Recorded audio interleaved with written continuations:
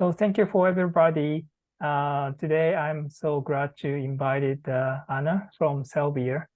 She's a very great and excellent lawyers and the social work. I respect her work. Then happy to explore her story through the interview. So Ana, thank you for joining today. Thank you for inviting me. Thank you. First of all, I'd like to introduce her profile. Ana is a lawyer and executive director at Partner for Democratic Change, an NGO from Serbia.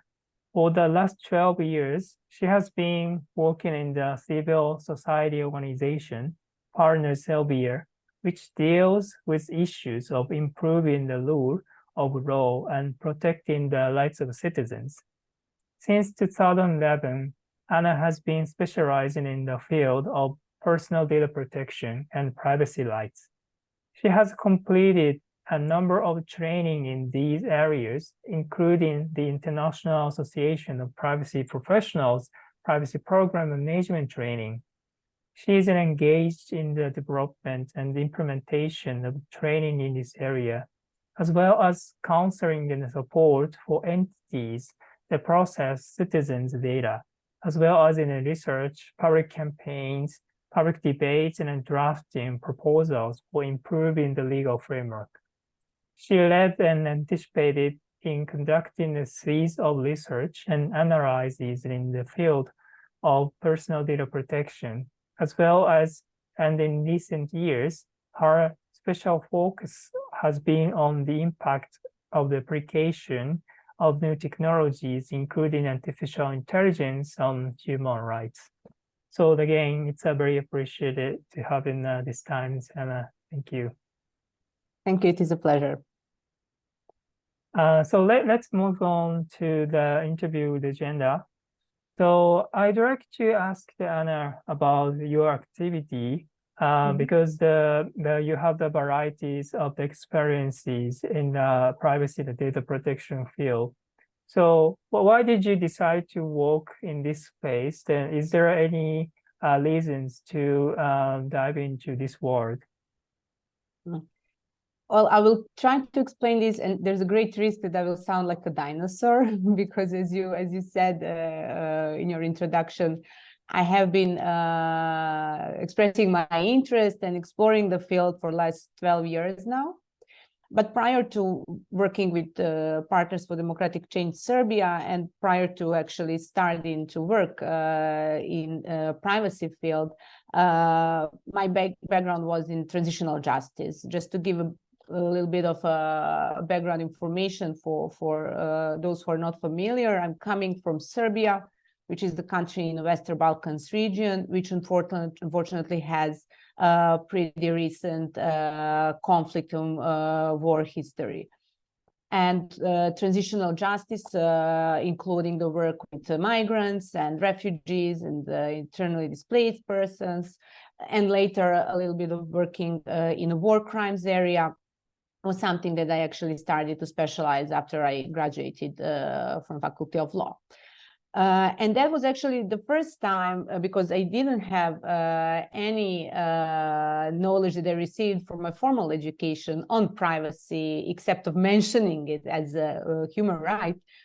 So we didn't learn about it. We didn't learn about history of privacy. We didn't learn about data protection. It was just not an issue in our culture and in our formal education. But working in transitional justice, as I mentioned, actually got me to understand how important it is to protect privacy and sensitive details of those who are basically the most vulnerable ones. If we're talking about refugees, if we're talking about migrants, if you're talking about victims and the witnesses of horrific crimes that actually take place during the war. I got the understanding how important it is to especially protect these categories of individuals and protect their personal integrity, which privacy is a part of it. But just once I started to work for Partners Serbia, which is a local civil society organization, I started to get into data protection field. It was a pretty new thing in our country. We just got our first data protection law at that time. We are talking about 2010 and 11. We had an independent authority that had the authority to proceed the data protection cases. However, its capacities were lacking, and the authority itself needed support from civil society, especially when it comes to raising awareness of citizens on what actually privacy rights are and how to protect privacy rights. And we, together with the independent authority, State Information Commissioner, designed several trainings and started to work on these campaigns for citizens, for media, for other civil society organizations, etc. But when I think about these beginnings, it will probably sound pretty funny, to think of the topics that we discussed, that we explored at that time. We discussed, for example, how our paper IDs are protected by and treated by enforcement authorities. We discussed how our paper health records are actually kept, whether they are locked in health institutions, etc., etc. The issue of online privacy and in general data protection in an online sphere was almost non-existing, or it was just mentioned as additional risk for our privacy right. But our core was actually focused on the real life paper, different types of records that are kept by, most of it actually kept by public administration, public authorities. And it was pretty challenging because of this lack of knowledge and lack of, in general, capacities in both public and private sector. But it was difficult in terms of lack of track record of our society when it comes to individual rights in general. So we have a history of communism, several decades of communism. We had a decade of dictatorship. Individual rights are always have been always marginalized comparing to collective rights and interests. So privacy was actually something that was perceived to belong only to those who have something to hide. And for us, one of the major obstacles was to explain to the general public that privacy is the right of each of us, and that if we want to maintain our privacy, doesn't mean that we're bad citizens. It just means that we want to protect our personal individual dignity and our personal lives, and that we have to have the right to do so. And I think that we still do fight with the same challenge and this prejudice, but it's much easier now. GDPR was really a game changer in that regards. Yeah, thank you for explaining the reason that you committed this important initiative. On the former part, you explained a bit about your organizations, but I'm happy to explore the more details, what kind of the practice, the Partners for Democratic Change in Serbia and the work this moment and your role. So could you share about that? Of course. Well, Partners for Democratic Change Serbia, or Partners Serbia, is a local Serbian civil society organization. We are, though, a part of an international network called Partners Network that gathers around 20 independent organizations worldwide. But these organizations have different types of expertise and different types of focuses in their work. What we do is we exchange experiences and expertise. We gather occasionally, discuss the environment that we're working in, etc., etc. For us, Partner Serbia is the rule of law organization. So our focus is rule of law. We are a team of 11 people, out of which 8 are lawyers. So when we discuss different types of privacy issues as well, we firstly perceive privacy and discuss privacy as fundamental human right. And we also discuss not only privacy, but also different types of threats and concerns related to privacy from the rule of law perspective. So what does this mean? We are interested in institutional infrastructure. We are interested in effectiveness of mechanisms for protecting citizens' rights. We are also interested in a legal environment that impacts not only citizens' rights, but also that creates the ecosystem for those who are processing the citizens' rights at most. As I said, these subjects change through time. Now we're talking about big tech, most of all, but also state authorities. And in general, like this rule of law aspect also helps us to discuss these days intersection between human rights in digital environment, human rights and technology in general. Our work is mostly policy and advocacy. We track and monitor regulatory developments, implementation on different laws and policies. We propose changes. Based on that, we do a lot of advocacy with in relevant institutions. We do a lot of capacity building as well, nowadays mostly with the civil sector and the media. But we also do awareness raising activities. I'll get back to that just in a second. In addition to that, we, since we are not a big organization, we don't have a huge capacity, for example, to provide legal aid to everyone who is in need of it. But we do provide legal aid and legal support in what we call strategic cases. The court practice when it comes to different types of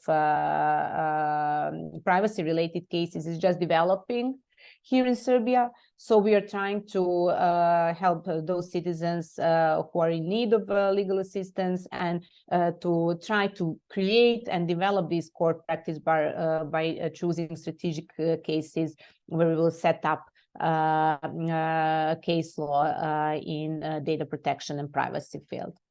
And for the awareness raising, that's probably the most difficult part, since the social norms are actually those who are changing slower than the legal norms. And we do different campaigns and different types of outreach activities for, of course, different groups. But what are we the most proud of is that every January we use the opportunity and occasion of the International Data Privacy Day to organize a week-long series of panels, roundtables, media appearances, etc. And this event we call Privacy Week. And we use Privacy Week to put privacy as an issue in the focus of the public.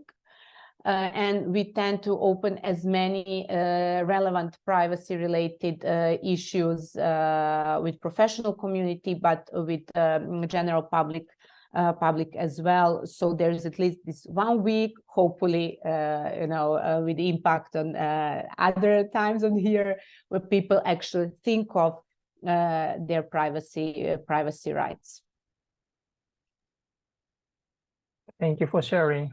Yeah, it's a very important work to make an awareness among the societies to develop the privacy advocates in the many countries, of course, in our countries as well. So that's a very excellent work.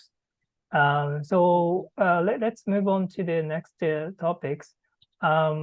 Maybe you mentioned about there is some issues in Serbia about the data protections because it's a very new initiative in your countries.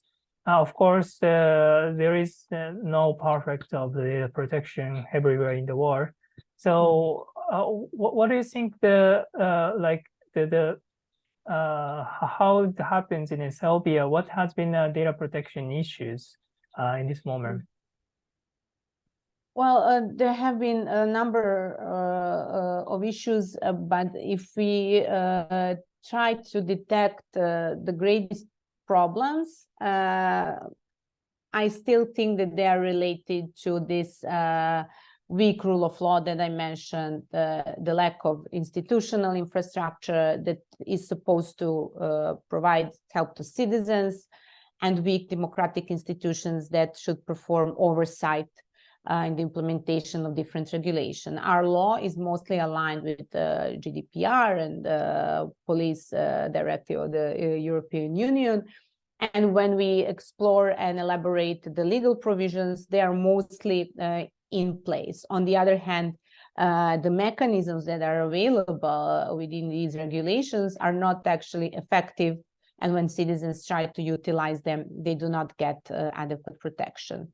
The other issue is that we don't have a set-up system and track record in establishing accountability for data breaches.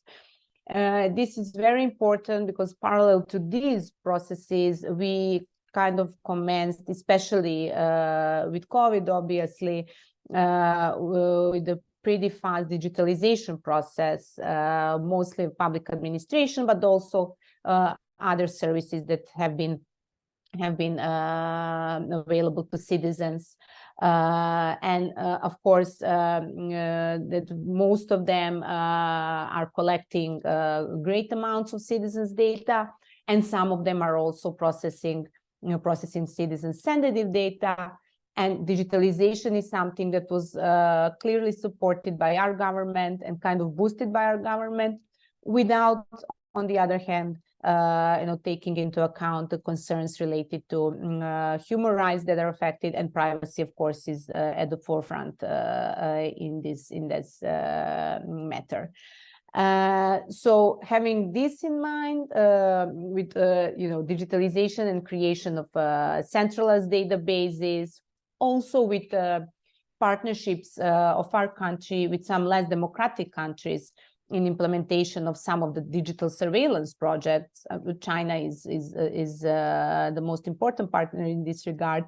We are now encountering more space for different types of data breaches to occur, and also for different types of other privacy violations to take place.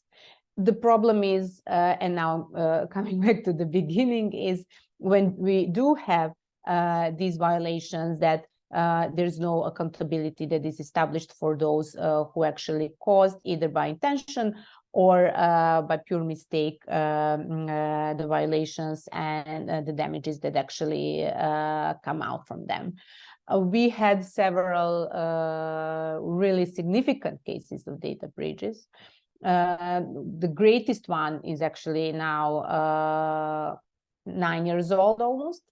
It happened that the complete database of the Serbia's privatization agency, that at that point contained personal data of all adult citizens of the country, actually was at one point available online.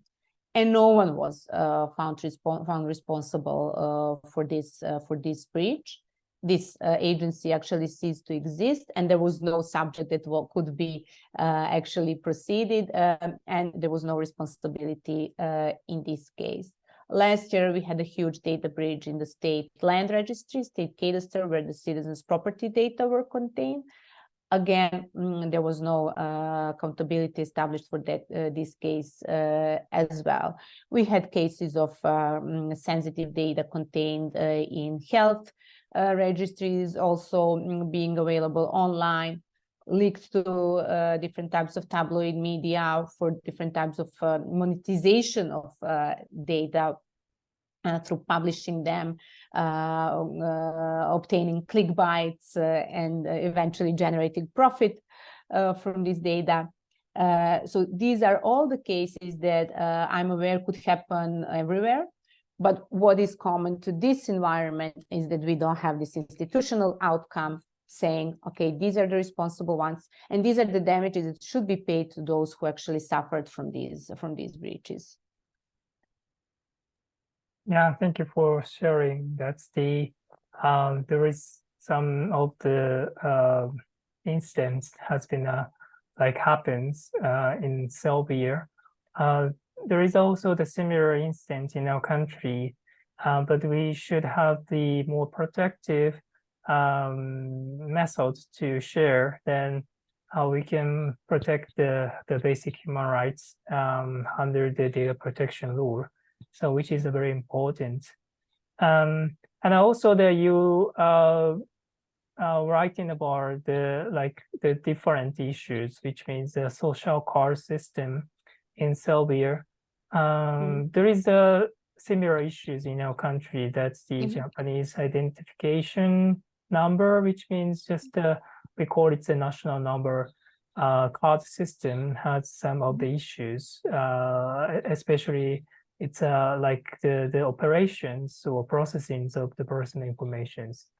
So could you share about this social card system issue in Serbia? What does it happen? What's supposed to be the critical in the privacy issues for all the citizens?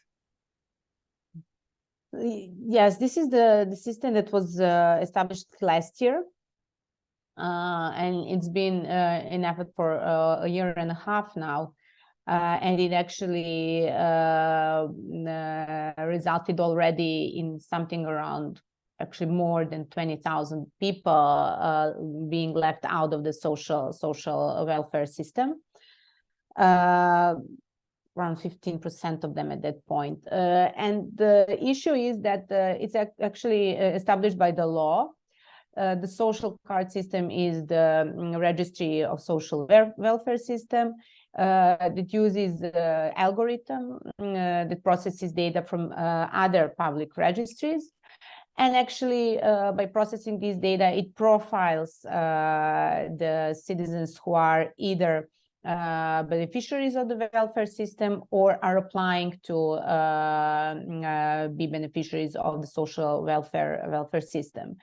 And since this is the social welfare system, of course, it refers to the, again, most vulnerable categories of citizens, those who are in need of social support and social welfare.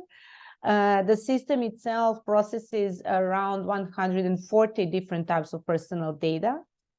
As I said, it uses the algorithm to process this data, but one of the greatest issues is that either users, but also the general public and professional community who try to receive this information on how the algorithm actually works. And of course, we do have special on some categories and some communities in the country that are mostly affected by the system. And in our country, it's the Roma community, who are at one point the greatest utilizers of the system and who are mostly affected through discrimination that the system or the algorithm has built within it. This lack of transparency that I mentioned is related on one hand on the nature of the algorithm and the logic on how it works, even though our law prescribes that the logic of the algorithm should be unknown to the data subjects. On the other hand, the general public is not informed of the purpose and the process on how these decisions are being made, which eventually affects rights to legal remedy of the beneficiaries of the social welfare. And the issue is when we discuss it from a legal point of view that since we do have, as I mentioned, data protection law that is in line with the EU standard, I mean, GDPR as we perceive it as a golden standard, at this point. The social law card is actually not in line with the data protection law. And a group of civil society organizations actually filed a petition to Constitutional Court to review constitutionality of this law. This initiative was supported by a group of international organizations led by Amnesty International, and we're still waiting for the decision of our Constitutional Court. But while we're still waiting for this decision, the people are being left out of the system, because once the algorithm processes all the data that it receives, it basically notifies the social worker that this person is eligible or not eligible for social welfare. The social worker actually has to listen to this and proceed by this notification or recommendation of the algorithm. And basically, there's no space for discretion and taking into account specifics of each of the cases. And then people, need to appeal. And once they appeal, they lose time that they're actually dependent on the system that should provide for their basic living costs, which are in this case, when we talk about the amount of this support, pretty minimal. So we're waiting for this decision. We're concerned about discrimination of this discriminatory effect of the system.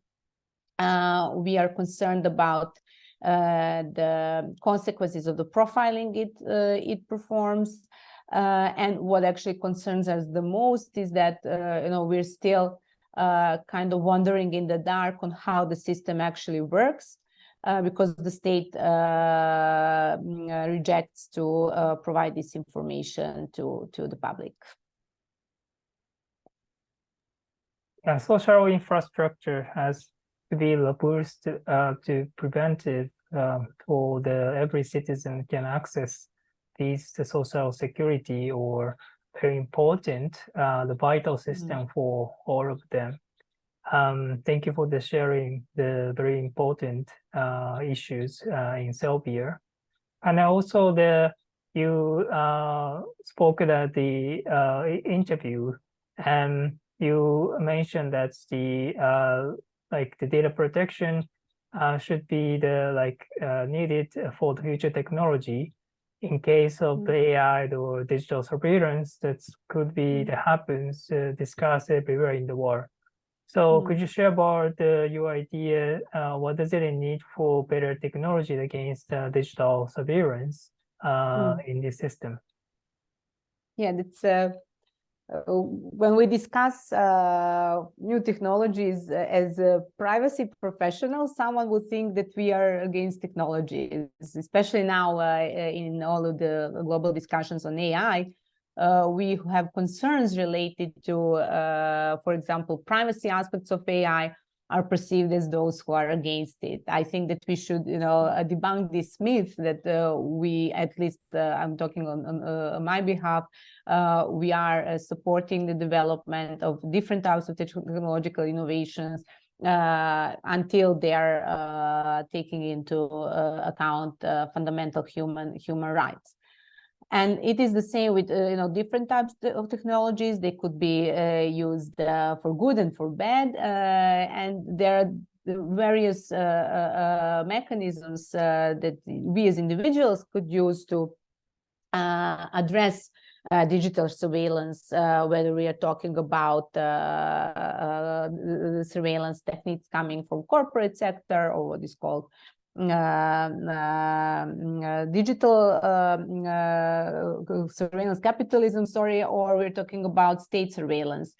But the issue is that either we are using VPNs, so we have an option to use encrypted services, we can use two-factor authentication.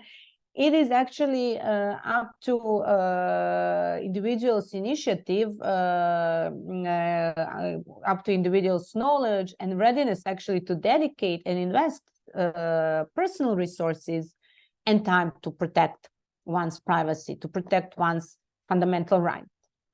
And I think we should, as community, discuss like how we can come out with a more systemic solution, the policy level solution, but also the level of self-regulation of development industry and big tech, in order to really discuss how the technologies on systemic level can help us fight surveillance.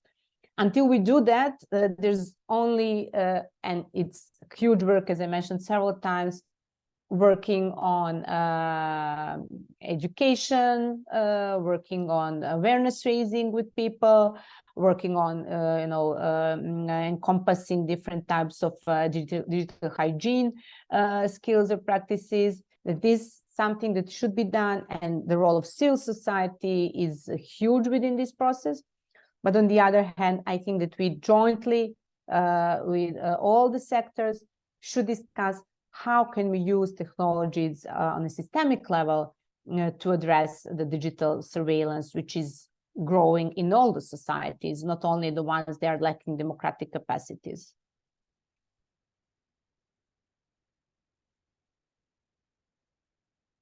Yeah, thank you for sharing the insights. I assume that the technical advancement is going up this time, but also that we should have the discussions, what kind of the problematic things will be happens, and what is the solutions, not just only for the political things, but also there's some of the different approach that helps to distribute the new technology for the better society. So that's a very important message from your experiences. So at the end, I'm happy to ask you for the message for listeners, because you have many experiences in civil societies, and that's a very important notices for the listeners to consider the privacy, the better society. So could you share your message for that? There could be several ones, but if I have to merge it in one, I really think that we have to work together. That the states, companies, corporations, public sector, civil society, academia, we need to cooperate, and we need to perceive the global impact and long-term impact of the recent developments on human rights. We should not fall into this trap that we should only use technologies to solve social issues. Social issues are developed by mankind. We are the ones who cause them, and it's up to us to solve them as well. We cannot solely rely on technologies to solve the social issues. So we should work together on thinking of different mechanisms on solving poverty, climate change, inequality, etc. And technology should be used to help us addressing these issues, not should be the only mean to solve these issues. Yeah, that's very important to collaborate to make the advancement of the new tech sectors. And I believe that it's a very great opportunity to cooperate and stand up for the new future. So yeah, Anna, thank you for taking the interview. That's very great to have a conversation with you this moment. Thank you. It was a pleasure. Thank you for the invite. Thank you.